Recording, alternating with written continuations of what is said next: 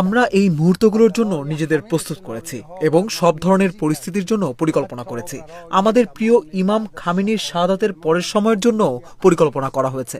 আপনারা দেখবেন একটি নেতৃত্ব পরিষদ গঠনের মাধ্যমে কর্মকর্তাদের মধ্যে, প্রতিরক্ষা বাহিনীর মধ্যে এবং জনগণের মধ্যে অকল্পনীয় শক্তি ও ঐক্য গড়ে উঠবে। সন্দেহ করবেন না, আমাদের প্রতিরক্ষা বাহিনী এখন পর্যন্ত তাদের সক্ষমতার কেবল একটি অংশ ব্যবহার করেছে।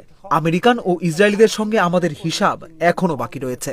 এখানেই খুব স্পষ্ট ও পরিষ্কারভাবে আমি ট্রাম্প, নেতানিয়াহু এবং তাদের এজেন্ট ও সহযোগীদের বলছি, আমি পুনরায় বলছি, এই দুই অপরাধী এবং তাদের সকল সহযোগীদের উদ্দেশ্যে বলছি, তোমরা আমাদের লাল সীমা অতিক্রম করেছ এবং এর মূল্য তোমাদের দিতেই হবে। আমাদের জন্য এটি শুধু অস্তিত্বের যুদ্ধ নয়, বরং বহুদিনের দমিত ক্ষোভ, যার চূড়ান্ত প্রতিশোধের সময় এখন এসে গেছে। ইরানের কোটি কোটি অনুগত মানুষের সমর্থন এবং দ্বাদশ শিয়া ইমামের বিশেষ অনুগ্রহের উপর বিশ্বাস রেখে যার পুনরাগমন আল্লাহ ত্বরান্বিত করুন। আমরা তোমাদের এমন আঘাত করব যে তোমরাই ভিক্ষা চাইতে বাধ্য হবে।